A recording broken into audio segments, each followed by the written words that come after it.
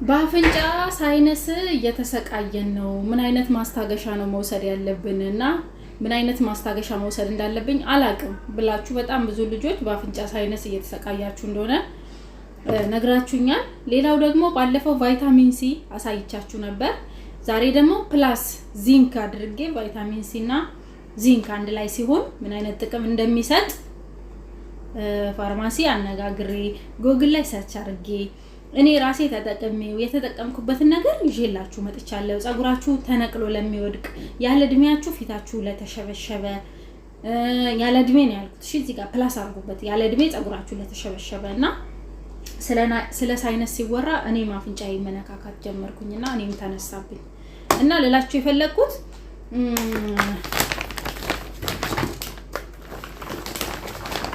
ሰብስክራይብ ላይክ ሼር አድርጉት። ይሄንን ቪዲዮ ስታዩት ሰብስክራይብ ላይክ ሼር አድርጉት እና ተመልከቱ። ከፋርማሲ አነጋግሬ እኔ እንደማንኛውም ሰው ሴትዮ የሰጠችኝ መድኃኒት ምናምን አልወስድምና ሰላም አለይኩም ሳልላችሁ ነው አይደል ጀመርኩት። ሰላም አለይኩም፣ እንዴት ናችሁ ቤተሰብ? ደህና ናችሁ ወይ? ስራ ጤና ፊያ እንዴት ነው? በጣም ጠፍቻለሁ ከዩቲዩብ። በጣም ስለጠፋው ዩቲዩብ ራሱ ረስቶኛል። ስለዚህ እናንተ ምን ታረጋላችሁ? ዩቲዩብን ላይክ ሼር ሰብስክራይብ በማድረግ ትጀምራላችሁ ማለት ነውና በመጀመሪያ ማሳያችሁ ባለፈው ቫይታሚን ሲ ያሳይቻችሁ ነበር። ዛሬ ደግሞ ፕላስ ዚንክ ነው ማሳያችሁ። ዚንክ ማለት ውስጡ ላይ አብሮ ቫይታሚን ሲ እና ዚንክ አብሮ ሲሆኑ ጸጉራችንን የማጠንከር አቅም አለው። እንዳይነቃቀል፣ እንዳይሰባበር እንዲሁም ደግሞ መንታ ጸጉር እንዳይኖረን እንዳያወጣ የማድረግ አቅም አለው። ሌላው ደግሞ እንደነገርኳችሁ መግቢያ ላይ አይን ስር እንደዚህ ስትረች የማውጣት ነገር የመሸብሸብ ነገር እንዲሁም ደግሞ ግንባራችን ስር መስመር የማውጣት ነገር ያለ እድሜ የጀመረን ሰዎች ይሄንን ነገር መውሰድ ብንችል ወይም ደግሞ መውሰድ ብንጀምር በጣም አሪፍ ነው።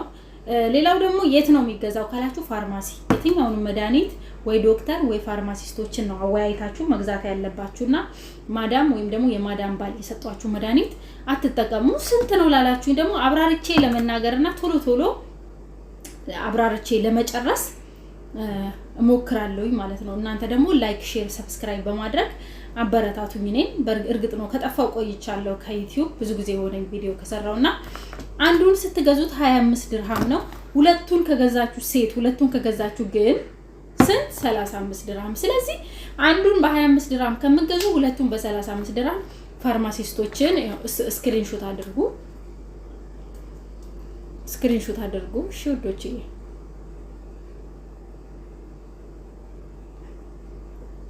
አረጋችሁ። ይሄ ቫይታሚን ሲ እና ዚንክ ነው። እሺ ይሄን ስክሪንሾት አድርጉ።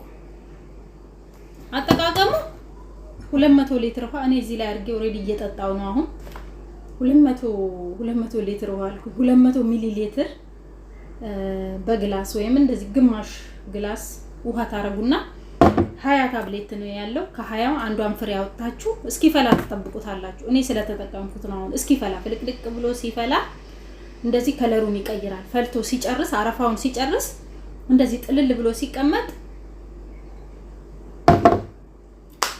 አንስታችሁ ጠጡት። ባይጠቅም እንኳን አይጎዳችሁ።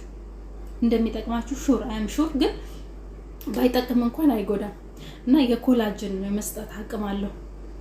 ፊታችንን እርጥበት ጠብቆ የማቆየት ምናምን ብዙ ነገር አለውና በተጠቀሙት እመክራለሁ። ምክንያቱም ብዙ የማዳም ቅመሞች ለራሳችን አንሆንም፣ ለሰው ነው የምንሆነው። ታመን ብዙ ጊዜ ማቀን ሞት አፋፍ ላይ ስንደርስ ነው ሁላ ሐኪም ቤት የምንሄደው ማለት ነው። ሌላው ደግሞ ቅድም ያሳየዋችሁ እኔ አለርጂክ ያለብኝ ጋይስ 6 አመት የቆየ አለርጂክ። የኔ አለርጂክ ኦሬዲ ኢንፌክሽን ውስጡ ላይ ቁስለት ፈጥሯል ምናምን የረጅም ጊዜ አለርጂክ ነውና ይሄ ብቻውን ሊያድነኝ አይችልም። ሌላም መድኃኒቶችን አብሬ ወስዳለሁ ማለት ነው። ሌላም ኪኒኖችን አብሬ ወስዳለሁ። ስለዚህ እናንተ ገና አዲስ ጀምሯችሁ ከሆነ ወይ ከጀመራችሁ አመት 2 አመት ከሆነ እንቅልፍ ይሰጣል ይሄ ነገር። ይሄን ውሰዱና እንቅልፍ ሊላችሁ ይችላል እና ደግሞ የረሃብ ስሜት ሊሰማችሁ ይችላል። ብሉና እንቅልፋችሁን በደንብ ተኝታችሁ ስትነሱ በዚህ ሰላም ታገኛላችሁ ማለት ነው። እንግዲህ ቆይ ስክሪንሾት እንድታደርጉት ጠጋል አድርግላችሁ በደንብ ቶሎ ላብራራላችሁ ብዬ ነው። ሼር ሰብስክራይብ ላይክ እያደረጋችሁ ቤተሰብ አርቲዝ ይባላል ስሙ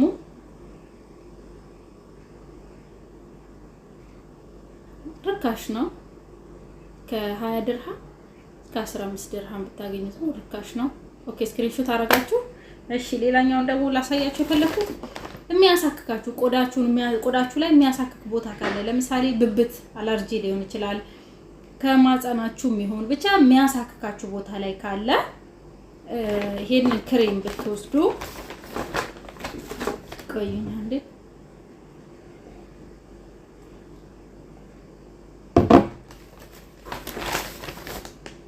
ይሄንን ክሬም ብትጠቀሙት በጣም አሪፍ ነው። እኔ ሁሌ የምጠቀመው ይሄንን ክሬም ነው።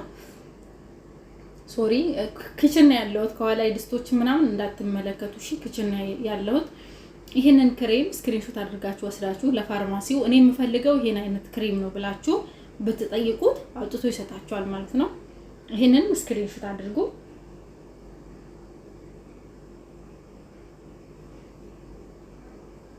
እሺ አርጋችኋል ብዬ ተስፋ አረጋለሁ። መጠቀም የምትፈልጉ ልጆች ይሄን የአለርጂ መድኃኒት ነው፣ ግን ይሄ ትንሽ ከበድ ይላል። እኔ የምጠቀመው ነው ይሄ። ሐኪም ቤት መሄድ ካልቻላችሁ ዶክተር ጋር ሄዳችሁ መመርመር ካልቻላችሁ ፋርማሲ ትጠይቃላችሁ። የሚያደርጋችሁ እኔ የሚያመኝ ይሄ ነው፣ እኔ ህመሜ እንደዚህ ነው፣ እኔ እንደዚህ ይሰማኛል ብላችሁ ፋርማሲስት አነጋግሩና ለሚሰማችሁ ስሜት ለሚያማችሁ ህመም ፋርማሲስቱ ራሱ መድኃኒት ወይ ክኒን ወይ ሽሩፕ የሆነ ነገር ይሰጣችኋል፣ ያዝላችኋል። ግን ይሄ ማለት ደግሞ ማስታገሻ እንጂ ዘላቂ ሊሆንላችሁ አይችልም። ሐኪም ቤት መሄድ ለማትችሉ ልጆች ነው እኔ ይሄንን ያመጣሁላችሁ። ቤት ውስጥ ወይም ደግሞ አካባቢያችሁ ላይ ባለ ፋርማሲ ሄዳችሁ ይሄንን እኔ አሁን ያሳየኋችሁ ነገሮች ማግኘት ከቻላችሁ እሱ በጣም አሪፍ ነው ማለት ነው። እሺ ተጠቀሙበታላችሁና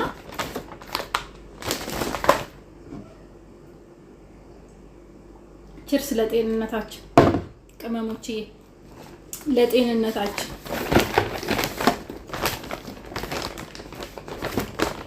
እና እንደነገርኳችሁ ነው ይሄን ቪዲዮ ሰብስክራይብ፣ ላይክ፣ ሼር ብታደርጉልኝ ደስ ይለኛል። ከመጣው ቆይቻለሁ። ሌላም አዳዲስ ነገር ይዤላችሁ እንድመጣ ከፈለጋችሁ ሌላም ነገሮች የምትፈልጓቸው ነገር ካለ ዶክተር አናግሬ ወይ ደግሞ ፋርማሲስቶችን አናግሬ ወይ ከጉግልም ይሁን ከየትም ሰርች አድርጌ ማመጣላችሁ ነገር ካለ ከስር ኮሜንት ስር ይሄን እንፈልጋለን ዙዙ፣ ይሄን ጠይቅልን፣ ይሄን አልገባኝም አልተረዳሁትም የምትሉት ነገር ካለ ኮሜንት ስር አስቀምጡልኝና ቀጣይ በመመጣው ቪዲዮ ላይ ደግሞ አብሬ እጄላችሁ እመጣለሁ ማለት ነው። መልሱ ባለፈው ስለ ውፍረት ጠይቃችሁኛ፣ ስለ ለመወፈር ሰርቼላችኋለሁ መድኃኒት። ብዙ ልጆች ደግሞ ተጠቅመውበት ጠቅሞናል ብለዋል። መድኃኒት ሳይሆን ቤት ውስጥ የምንበላው እንደ ምግብ በወተት የሚሰሩ ነገሮች ናቸውና ብዙ ልጆች ደግሞ ተጠቅመውበት ጠቅሞኛል ምናምን ስላሉ እናንተንም ሊጠቅማችሁ ስለሚችል እንደዛ አድርጉ። አመሰግናለሁ ስለምታበረታቱኝ፣ ስለምትሰጡኝ ጊዜ፣ ላይክ ስለምታደርጉልኝ፣ ሰፖርት ስለምታደርጉኝ በጣም አድርጌ ነው ማመሰግነው። አሁንም ላይክ ማድረጋችሁ፣ ሼር ማድረጋችሁ እንዳትረሱ። መልካም ጊዜ፣ መልካም ቀን ይሁንላችሁ።